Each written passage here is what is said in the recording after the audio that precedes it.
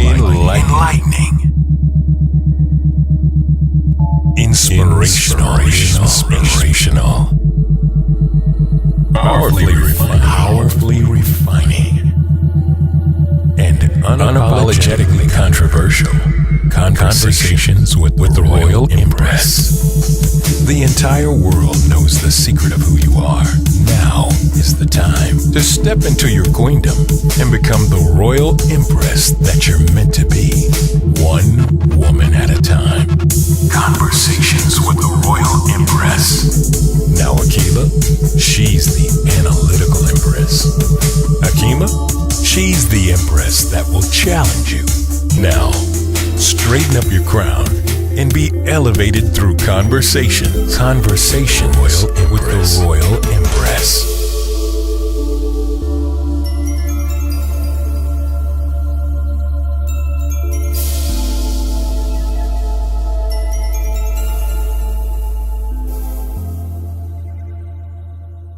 Welcome back to Conversations with the Royal Empress. This is Dr. Hakeemah, and joining me is my sister from another mother and fellow co-host, Akilah.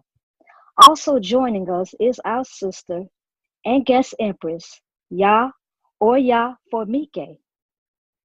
Iya Lawo, pastor, activist, prayer warrior, free thinker, herbalist, health and wellness coach, and founder of Unapologetically Me, which provides a safe space for Black women to speak and confer amongst ourselves freely. How you doing, my beloved sister? I am wonderful. Thank you for having me. Hey. See, you talk, on Unapologetically Me, you talked about giving a safe haven for us sisters to speak freely, and we're going to allow you to speak freely with us today, sister, because we got a wonderful topic. Our topic is, what benefit does sex bring to the Black community, if any at all? And is it okay for a Black woman to enjoy sex physically, emotionally, and spiritually? You know, this is probably one of my favorite topics because Unapologetically Me was actually birthed from the fact that as women, and particularly Black women, we are always being policed in what we say, how we say it, what we feel, and how we express what we feel. So when we're passionate about something, we're always labeled as angry Black women. And we're not angry Black women. We're passionate like everybody else, but we're the only ones we're angry about it. I think there's a big difference between our anger and our passion. And I believe as Black women, we actually have to begin to speak to our own narratives and stop allowing others to get away with saying what it is we feel, what it is we think, how we should feel, how we should think, what excites us and how much or how little it should excite us. So that's a big part of Unapologetically Me. And when I think about your topic tonight, that is a linchpin, so to speak, because as Black women, we have also allowed people to tell us the narrative of how we should interact and be in the bedroom, what that should feel like for us, if we're supposed to enjoy it at all, how we're supposed to play out that enjoyment. We've been labeled through time as sex vixens almost. So I think that's one heck of a topic, and I applaud you for even being bold enough to come forth with it, because we don't have these kind of conversations unless you're maybe with your closest friends. Most people don't have those kind of conversations, though. Well, you said you want to applaud us. You were very instrumental in this topic as well, because you posted an article. And the article was talking about the topic of sex and Black women, and how we use sex, or we yearn for sex so that we can address those stress issues and the issues of racism, and then we use orgasms as a way to address that, or to try to release those feelings of frustration and anger and et cetera. But also from a discussion with some sisters that I had who said that basically sex doesn't serve them. They can just get them an electronic device and they good. They don't need sex with a man. They could just have sex with a device and they good. And I'm like, okay, we need to talk about this. And once you posted that article, my sister, I said, oh yeah, we got to talk about this. So thank you so much for being bold enough to post an article like that so that a discussion can be started. So thank you. Oh, you're welcome.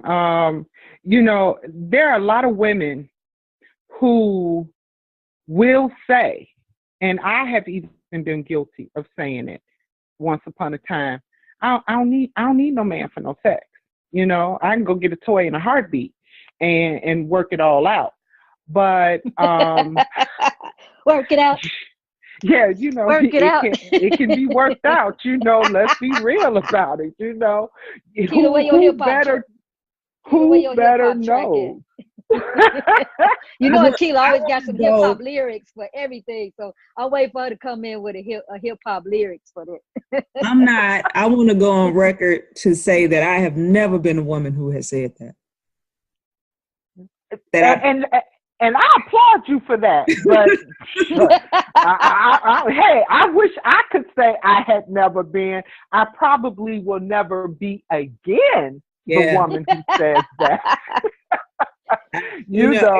It's interesting because I hear people say it all the time, and we've talked about sex before on the show, just not in this manner. But I have said and I maintain that sex is a spiritual act. And say that again. So what you just say? I said sex is a spiritual act. So therefore, which is probably why I have never said that I don't need a man, because when you understand what it is, then you can't say that, because there's no energy, there's no spiritual energy that you're going to get from an object. There's no transformative energy. So true. Wow, that is so true. From an object. So wait a minute, Akilah. Let me ask you this question. Because what about the sisters who feel like, I just need pleasure. I don't need what you're talking about. Why do I need something spiritually from it? So I'm just being an advocate, I guess. They can feel whatever way they want to feel, but then that means that they're missing out on a major aspect of the sexual experience. So sex can cause creativity. Sex can actually, with the right person and the right energy, can have you go out and basically change the world. I mean, it's that's some good sex right there. So when done properly and used in the right manner. So I'm a firm believer in that now. I mean, there's all kind of manifestations that can take place powerfully in that very act of intercourse. But when it's a spiritual connection, then there's some things that happen in other realms even.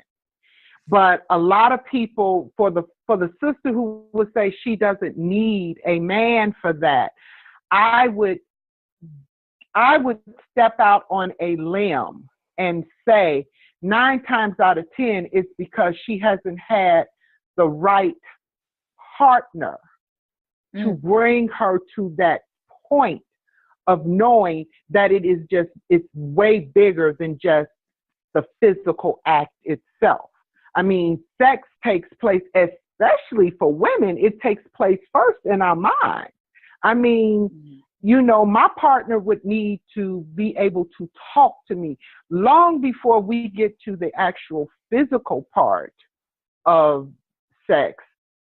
He's already made love to me in my mind, mentally. He has stroked every facet of my mental and my spiritual.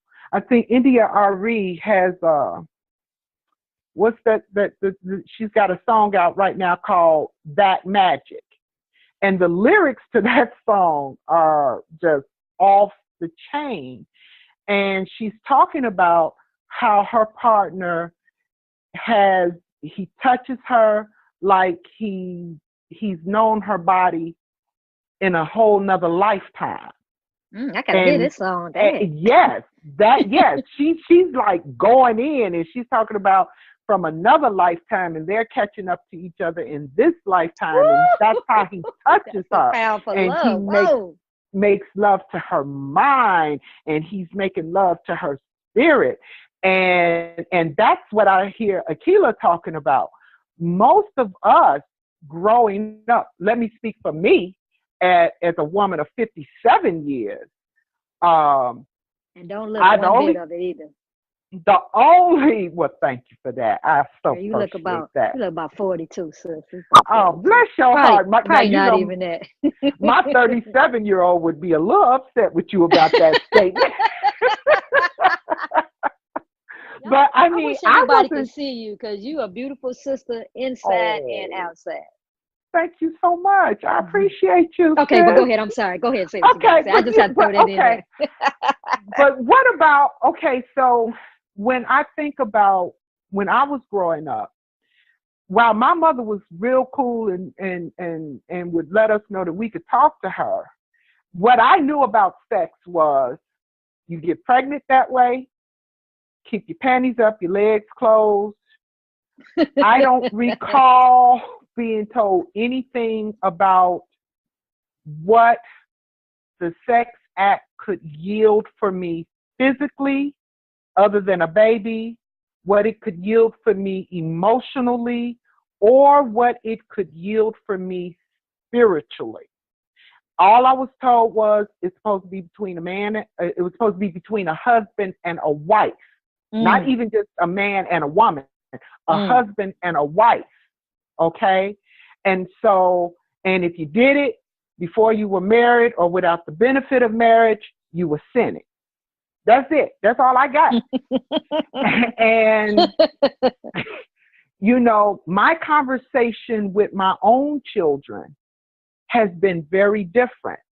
I have a 30-year-old daughter, and I literally can recall having a conversation with her, and she and I have really great conversations. And I remember telling her one time, she was with a partner that, she was having some struggles with. And I told her, I said, girl, please, if the only reason you with him is for what he do in the bedroom, you go to the store and get you some toys to work that piece out. You don't need him for that, if that's just what you looking to do with it, because clearly he was not feeding or speaking to her soul. He was not, giving her that spirit connection that she needed, and when she looks back on her partners, her previous partners or whatever, she wasn't getting that, and so I think when a woman has not had that, or when a partner is not open to delivering that, I mean, especially, there are a lot of black men, and I love me some black men, so I don't need the brothers chiming in on this one talking about she's man bashing, because I'm not. I love black men, period. Okay? But there are some brothers who struggle when a sister will say to them or try to convey to them those things that sexually please her or make her happy. I can remember literally saying to my own husband, hey, how about if we try this or that? And I would make some suggestions. This here really kind of turns me on. When you do this, that doesn't quite do it for me. And I can recall trying to say it in the most genteel way where he would not think that I was saying to him he was no good in the bedroom. That is not what I was saying. he took total offense with it, didn't want to hear nothing I said, and the sex kept going downhill, downhill, downhill. There was no spiritual connection. There was no intimacy of any sort. And I have taught my students for years that intimacy, when you take it and do a complete etymological breakdown of that word intimacy, what you get is inta, which is a Peruvian word for currency. You get intama, which is a Latin word for the innermost lining of something or going deep within something. And you get the CY is a what we would call a Koine Greek term, which would mean, and when I say Koine Greek, I'm talking about like your street language Greek, okay, not your classical Greek. And that is a term that represents the foundation upon which you would build something. And so when you take that word intimacy, what ultimately you have is not a candlelight in you moment. What you have is, what price are you willing to pay to go deep and establish a foundation for this act that we are about to do? Damn. Which ultimately brings in what Akilah was saying about that whole spiritual component. Now, most folks, they just trying to get in the panties, get in the drawers, get the banging on, and let's go to sleep. But if you want something deeper, if you want more than to be a panty dropper, then what I'm talking about is we have to start not only having the discussion among ourselves as women about what sex is and what it isn't or what it could be, but we also have to be free enough and unapologetic enough to bring that to the forefront with our partners as well. And I'm going to need our brothers to be okay with having that type of conversation. It's nothing wrong with women enjoying sex. As a woman of 56 years of age, when I was 56, I'm only 57 now, I had learned at age 55 that women could have multiple orgasms. I didn't know that. And I went and did a poll amongst some of my friends who were 55 to 65. And none of them knew it. And younger. But see, I was getting ready to say, it was my younger friends who knew it. It wasn't my older friends. The ones that were 55 to 65 did not know that they could have multiple orgasms. And that blew my mind. While my friends who were younger than 55, they knew. They had been having it. And so here I had women who were 5 to 10 years younger than me, schooling me on multiple orgasms. I had been in a relationship with a man for 40 years, had never had a multiple orgasm. Never. And I've got friends who are in their 60s who have never had multiple orgasms. And ain't nobody talking about it. There are women in their 70s that I know, I've asked, have never had a multiple orgasm. There are women who may have had one orgasm in their entire life, and there are women who have had 0 orgasms.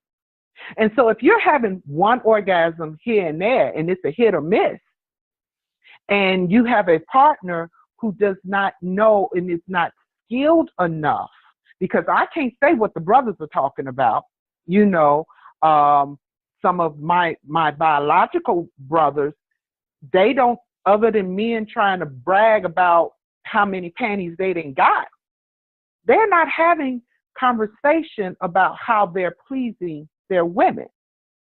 You know, I'm going to say that I've had conversations with men like that. So maybe they talk to some of their female friends about it because they're looking for information. And so they will pose questions to other women. As you were talking, what I was thinking about is sometimes we have to teach men about the spiritual aspect of sex. Sometimes it's not, because many men have not transcended ego. And because they haven't transcended ego and they tie their physical prowess into their manhood, to suggest something to them sometimes is a direct attack on manhood. And so sometimes it's the delivery that the woman has to have in order to get the man to understand where she's coming from. So it's not always, baby, can you do this? Can you do that? Maybe you have to actually talk to him about the connection that you're looking for versus the physical act that you're looking for. And I think that sometimes it's, not that we have to tap dance around anything. And so I'm not suggesting that, but we are teachers by nature, and every student learns differently. And so unless we want to follow a handbook, you got to think outside of the box, because every partner is going to be different. Most deaf. Yeah. So some people, you don't have to say a word to, they can just pick up on the energy that you emit. Some people you have to kind of lead them along the way. But that's just the thing, is just some of us are not tapped into our own spirituality, period. As far as women, we don't understand the spiritual connection. Therefore, you can't get that man to get on board with you from that standpoint, because you have to understand it yourself first. You can't look at the video vixen or look at what men like because the people are out here getting breast implants and injections, and you're watching videos with the women twerking and popping it like it's hot. So that's what you equate to what men want. And sure, there are men who want that. Those who are sometimes, I don't want to be offensive. So, but they're bankrupt in some areas. Let's put it that way. And so if that's who you're appealing to, then that's what you're going to get. So it's some of it, I think, is us. If we know what it is that we desire and what we want and what we need, then we should be able to attract that by actually understanding it for ourselves. So you have to start digging deep within yourself. But we're looking at, many of us will start reading books, or we'll start looking at positions because that's what we think we're supposed to do. And so if you're looking at a book and you're looking at positions and you're looking at this, because I want to spice up my sex life, I want to do this, I want to whatever, then you're still being robotic. You're still looking at something somebody else is doing instead of allowing things to happen in a natural way. You can't, what's the term I'm looking for? Chemistry is chemistry. You can't create it. Mm-hmm. It either is or it isn't. Mm-hmm.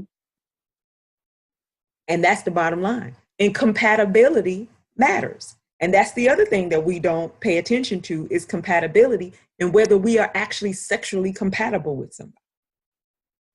I think you bring up an excellent point when you start talking about the chemistry and the compatibility part. The other piece, let me attach to that, is, as you say, we don't know what it is we want to an extent. We don't know the signs of our own body. We don't understand that our yonis have a spirit of its own, and that our yoni will actually tell us if this person should be a part of our chemistry, so to speak. I love that. I'm going to use that word chemistry a little bit. Because you have all over TV now where, you know, I should have bought stock in KY jelly.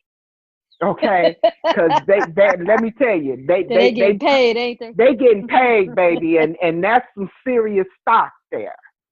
And the interesting thing, and I'll just use me, because see, I don't care who know my business. So, you know, I was in a relationship, and hypotheticals only here.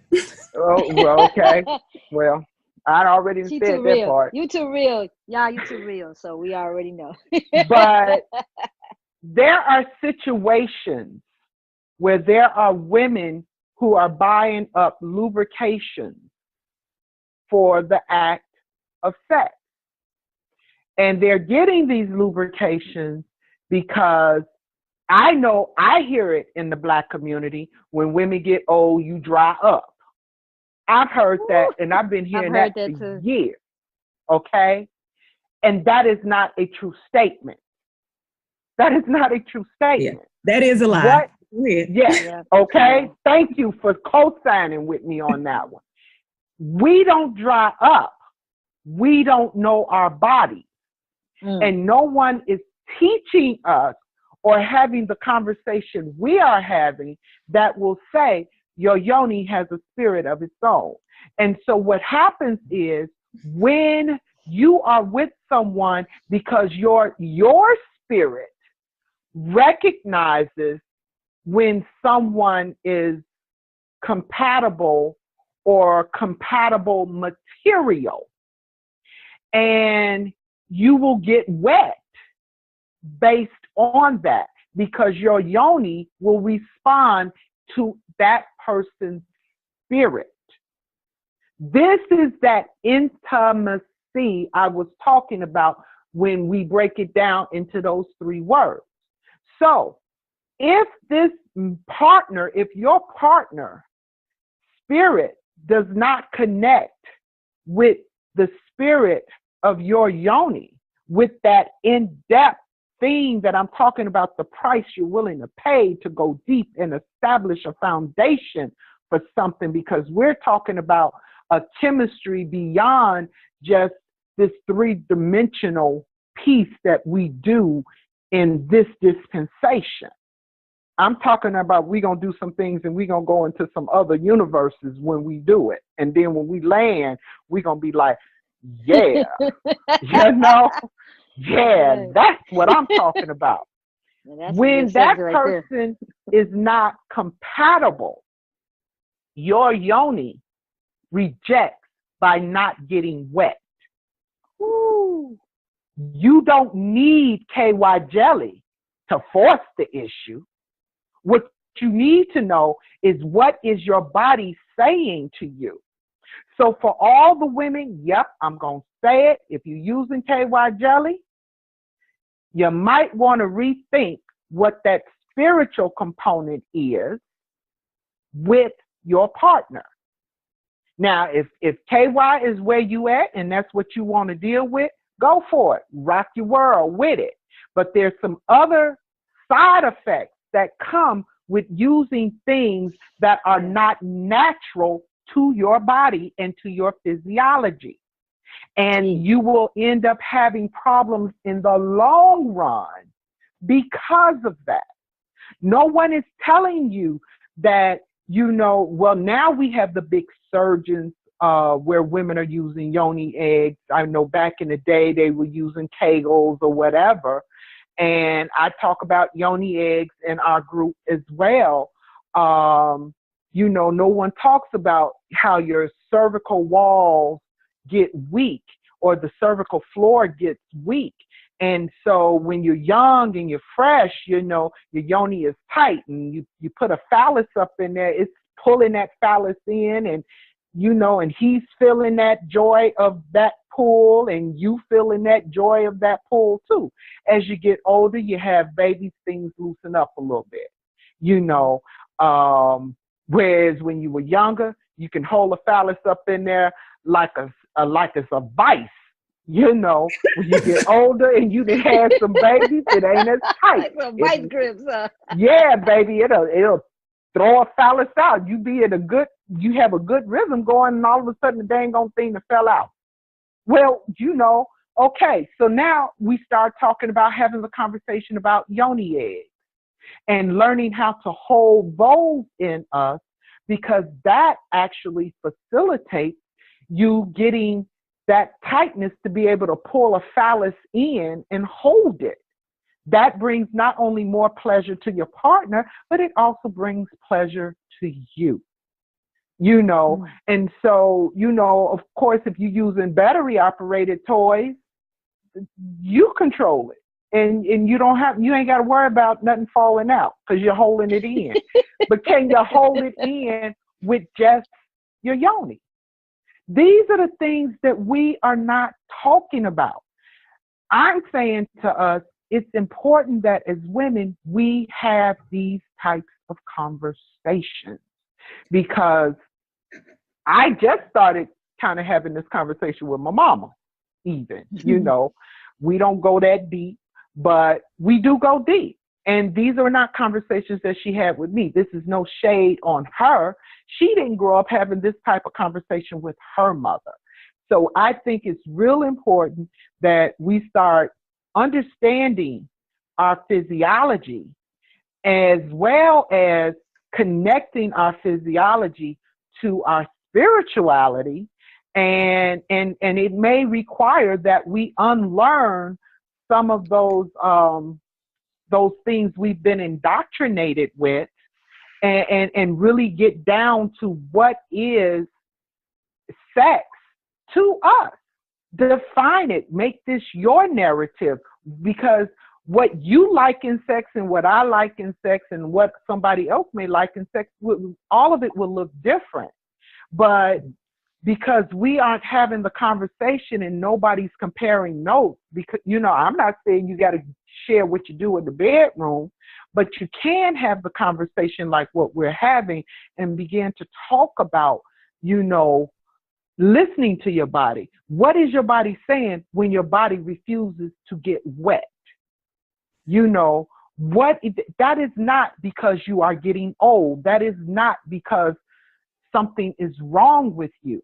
I know for a fact you can be dry as a doornail with one partner and have another partner and have Niagara Falls coming up out of there. You know, what was the difference?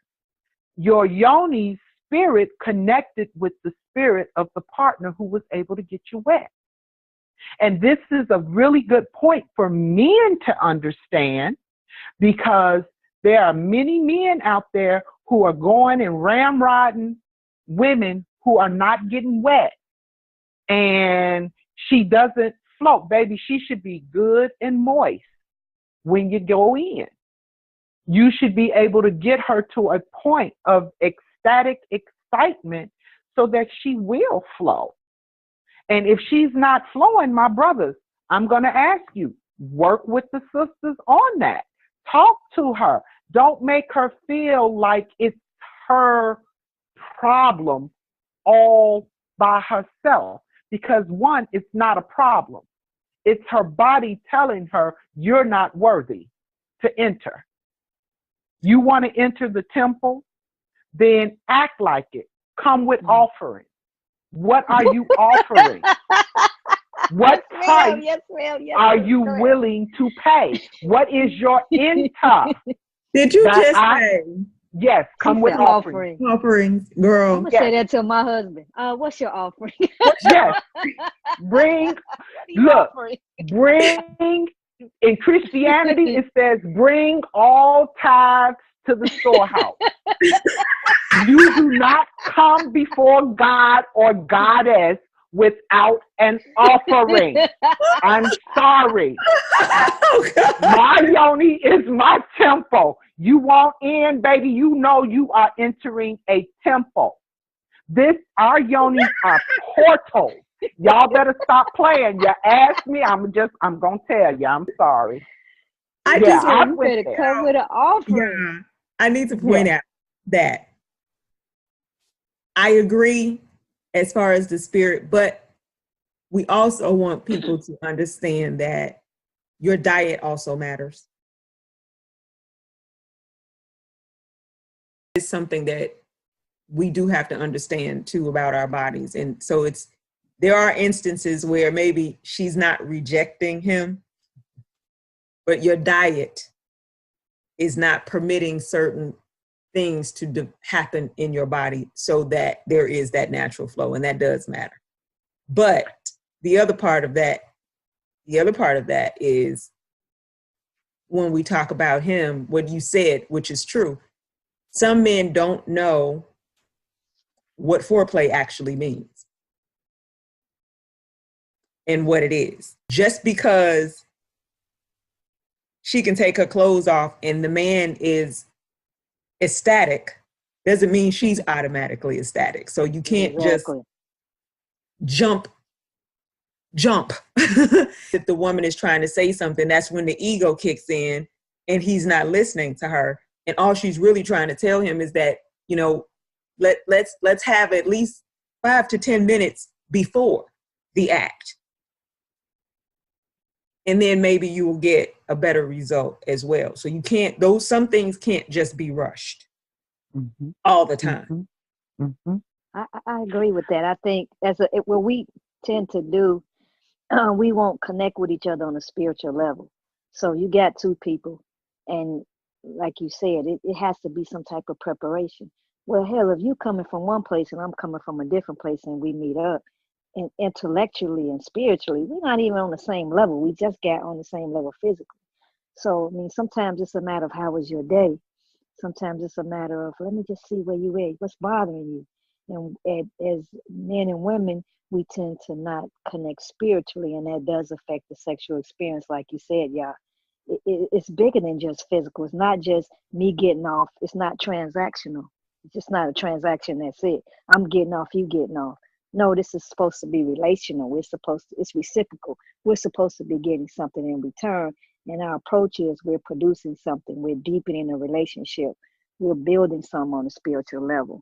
And if we're just thinking physical, then we wonder why a woman is not getting wet enough, or the man is not getting out of the woman what he wants. You're not watering your garden. You're not investing in your garden. Come on now. Not producing. So look at the woman like your garden. Are you in your garden taking care of it? If you're not in your garden taking care of it, don't be mad because there's weeds in your garden. Don't be mad because stuff ain't growing right. So our approach has to be more spiritual. Before you have sex, are you all connected spiritually?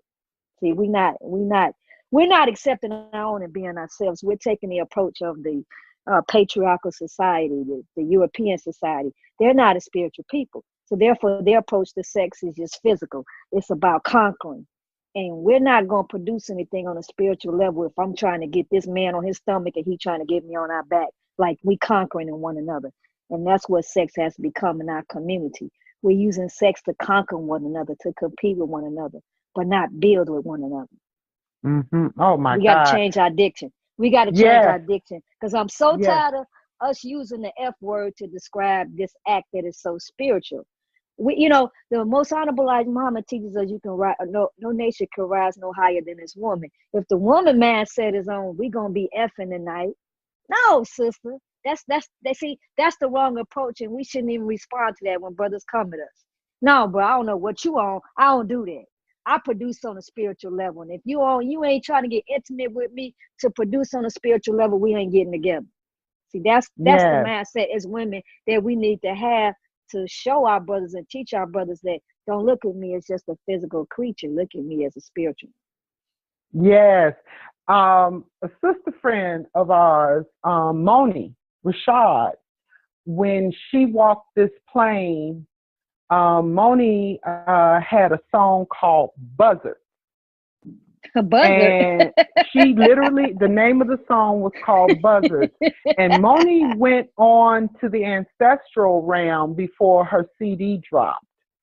But in this song, she quotes Alexander Dumas, who talks about how men will only rise to the level of the women that they are with.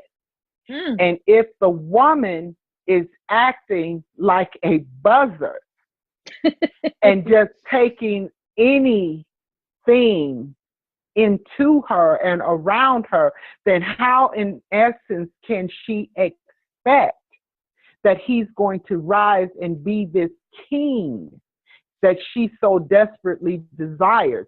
That we as women, first and foremost, have to rise to that level, that occasion of being the ultimate teacher.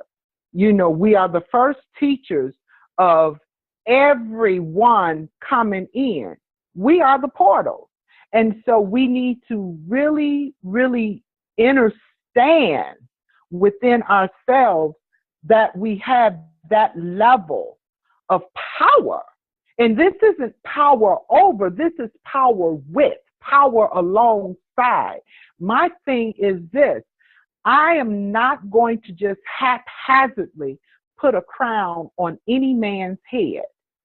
If I didn't learn anything else from my failed marriage, I learned, one, don't just put the crown on his head because you're impressed with his potential. Hold the crown over his head and make him rise to the crown as opposed to just placing it on his head. And so it doesn't do me any good if you have potential, but you have no execution plan for your potential. That even plays a part in what happens in the bedroom. And we need to tie all of these facets in. Now, most of us are having sex out there and we're only on that physical piece. I'm challenging people daily. In my class, there's a book out called, I ain't trying to offend nobody, but this is the name of the book. The book is called Pussy Prayers. It's called what? Pussy Prayers. Oh, Lord. Okay? And I teach this class from this book.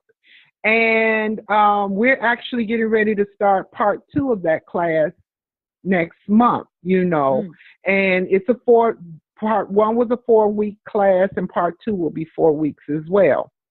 But the thing that is so powerful about that book, I've had women tell me, oh yeah, my yoni needs prayer. Pray for my yoni. Come on, pray for your own yoni. You know, my thing is join the class and don't let the title run you off. Because a lot of us have to unlearn what this Western society has taught us, or shall I say, in the words of Carter G. Woodson, miseducated us. Yes. You know, we have the responsibility, and I'll say it until I can't say it anymore, to take on our own narrative and tell our own story. We have a responsibility to define what sex is for us. Is it the drop it like it's hot? Are you the $10 hoe? Or are you the queen goddess who is looking for a king god to come into the temple? You know, I mean, we could tell the story from a Christian perspective, from a Islamic perspective, and many other perspectives. And at its highest form, it always comes back to a spiritual side. It always comes back to that. And so we need to be very clear that, first of all, we need to know our own bodies. We need to learn our own bodies. Like Akilah said, she said diet has a part of it. Yes, it does. But what happens to the woman who has got the perfect diet and she still, you know, now Is she willing to even accept that her own yoni and the spirit of her yoni is saying he's not the one? When her eyes are looking at him and saying, but oh God, he is so fine and he is so cut and he's got this body and he's this and he's that. Is she willing to speak and hear her body and then respond to what her body is telling her? And that's where I'm trying to get women to get to. Get to the point where you can hear your body, know your body in such a way that when you have a partner, you can either share what you know about your body so that when he touches you, he has those magic hands, or, are you just going to just settle? You have countries, what they call third world countries. I hate that terminology, but that's all I got, where they are literally removing clitorises from the women so that the women do not enjoy sex. Let me say this for every sister listening. We are the only ones on the planet who have an organ that is solely for pleasure. Ooh, say that again. Don't nobody else have that. Again. Say that again. Say it again. As women, we are the only ones on the planet who have an organ in our body that its sole purpose is our pleasure. You are supposed to enjoy sex. That is what your clitoris is there for. Your urine does not come out of your clitoris. Your moon cycle does not come out of your clitoris. Your babies, when born, do not come out of your clitoris. Your clitoris is there for your express purpose of enjoyment, period. And you have people in other countries who are mutilating their girls at a young age, removing their clitorises so that they do not enjoy sex. So they have taken sex to the point of its only purpose for you is for you to make this man enjoy it and have his babies. I am refuting that lie.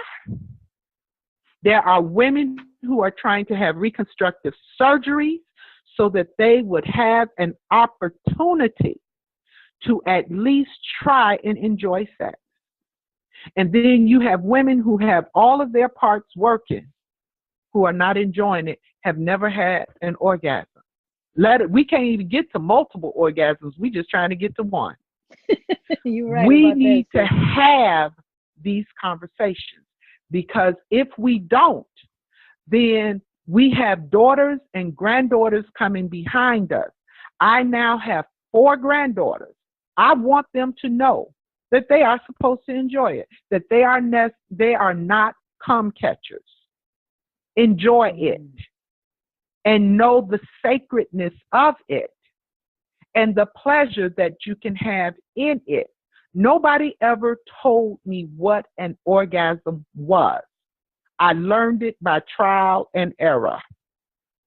What a way to learn that there is a part of your body and you could have that type of pleasure. It was younger women who were telling me about multiple orgasms. It was younger women who were telling me that women had female ejaculations, otherwise known as squirting. I didn't know that. And I don't think my mama knew it either, now that I think about it. Well, it's something we just, people didn't talk about too, right? Right. If they knew, they weren't talking about it. Shh, yeah. I'll talk about it. The only thing we would say about sex was, this is how you get pregnant. And don't do it. No, right. So, don't do it, and you might get pregnant. So let me put my little disclaimer out. No, I'm just joking. Talking about it.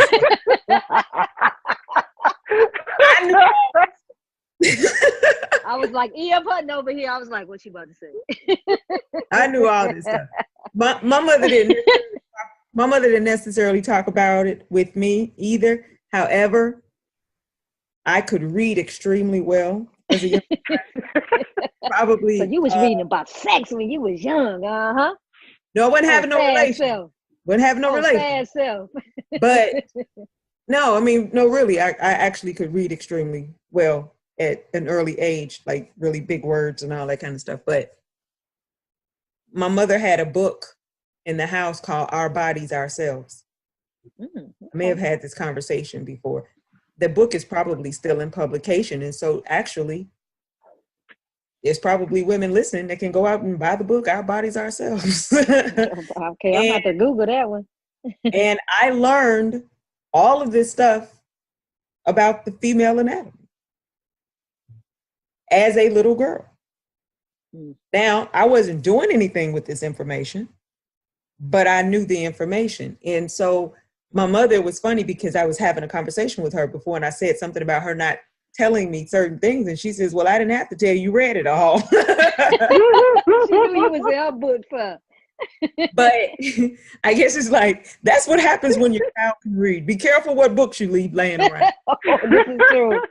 This is true. So I knew everything about my body for the most part because I read it.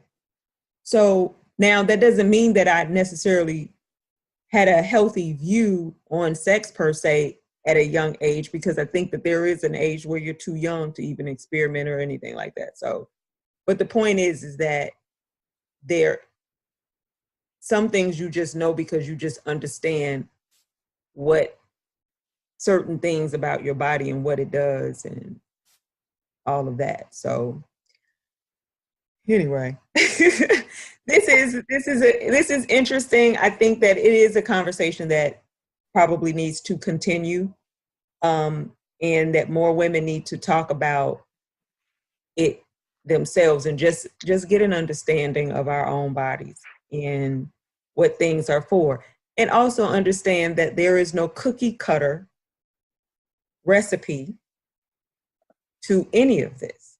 Everybody is an individual, and what makes this person tick is not necessarily what's going to make you tick. And that's the thing we have to understand, that all of this is kind of an individual thing.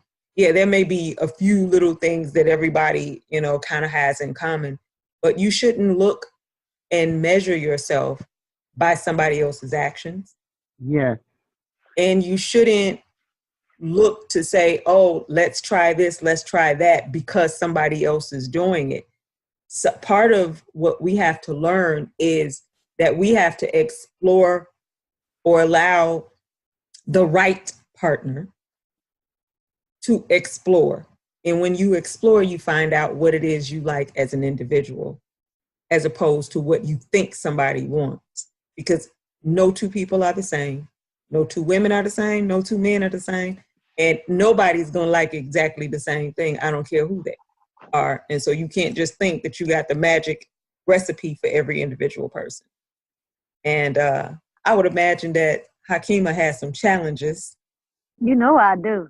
I could probably go on about 2 or 3 pages or 2 or 3 minutes, but I'm going to keep it short. But, oh, man, y'all, you drop so much. I can't wait to just listen to this podcast over and over and over, because you drop so much wisdom. Man, if they don't know you by now, sis, they know you. So my first challenge is we need to be more open-minded when it comes to the topic of sex. We got to be comfortable enough to listen to what is being said, evaluate it. Is it contradicting in what we already know? Is what we know, is that really known to be true? We need to accept our own and be ourselves and know that what we've been taught about sex is not correct. We need to be open-minded. We also need to be having a conversation with sex with our children. We need to stop spooking out our children and just telling them, oh, sex is to get pregnant. Oh, it's more than that. We need to really have a deep conversation, educate our children. We need to study the spiritual connection of sex. We need to take this to a higher level. We are too much on a physical level.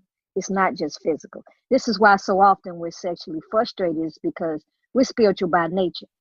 And as women, with us being spiritual creatures, if we're not We're not going to get any fulfillment out of sex if it's just on a physical level for us. It has to be on a spiritual level for us in order for us to be satisfied. So I'll say to you, sisters, if you are not satisfied with your sexual encounters, look at it on a whole spiritual level and approach it that way.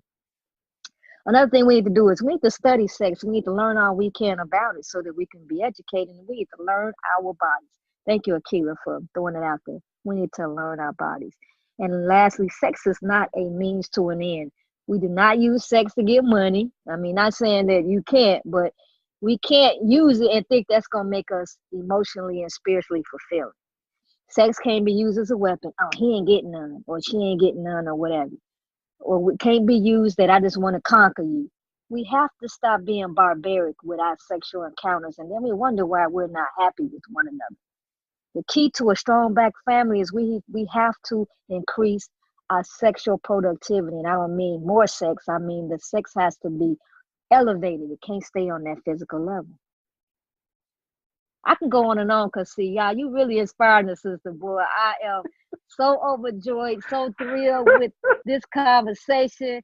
Oh, my God, I'm so fulfilled. And thank you so much for being on our podcast today. I want you to let our listeners know how they can contact you, sis. You can actually find me on Facebook. Mm-hmm. I kind of weed through the nutcases on Facebook. So I'm gonna send you to Facebook, okay? And you can find me under Oyafunmike, YAA, Oyafunmike, OYAFUNMIKE. That is where you will find me on Facebook. You can also, if you have questions or you want to take one of my classes and you want to get information on that, you can email me at theangelpriestess@gmail.com. That's how you find me. And I'm sure your email is about to blow up because, sister, she was just dropping just a little bit of what she knows. And if you want to know more about this topic, please reach out to our sister because she got a wealth of information for you. I want to thank our listening audience for tuning in for us. You have been so loyal to us, and you've been listening to our podcast every week. We look forward to you joining us next week. Peace and blessings.